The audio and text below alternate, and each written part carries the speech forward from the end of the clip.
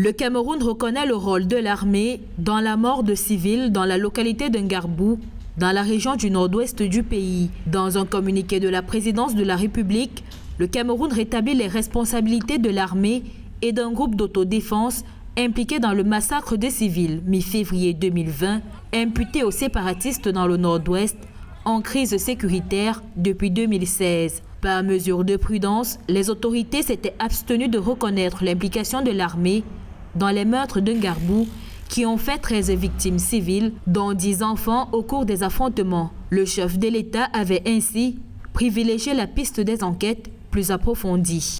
3 soldats et un groupe d'autodéfense sont impliqués. Après des échanges de tirs avec des séparatistes, ils ont découvert que 3 femmes et 10 enfants étaient morts sur leurs balles. Pris de panique, les 3 militaires, aidés de certains membres du comité de défense, ont tenté de masquer les faits par des incendies. Un sergent a volontairement biaisé le compte rendu à sa hiérarchie, sur la base duquel le gouvernement a initialement fondé sa communication.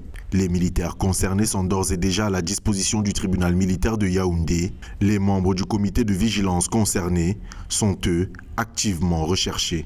Dans les faits qui se sont déroulés la nuit du 13 au 14 février, selon les Nations Unies, 23 civils, dont 15 enfants et 2 femmes enceintes, avaient été tués en Ngarbou. Les informations parvenues dans l'immédiat au gouvernement camerounais précisaient que 5 civils avaient été tués en Ngarbou dans les explosions accidentelles survenues lors d'une offensive militaire contre les séparatistes armés.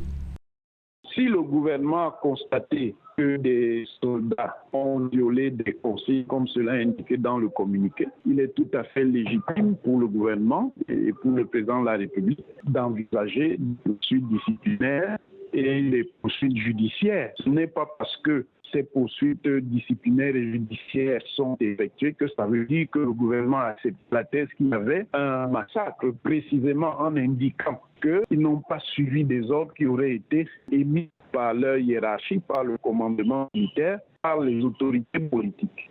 Depuis fin 2016, les séparatistes sont en conflit avec les forces de défense et de sécurité camerounaises pour chercher à créer un État indépendant dans les 2 régions anglophones du Cameroun. Une offensive politique et opérationnelle que le gouvernement entend gérer dans le strict respect des droits humains.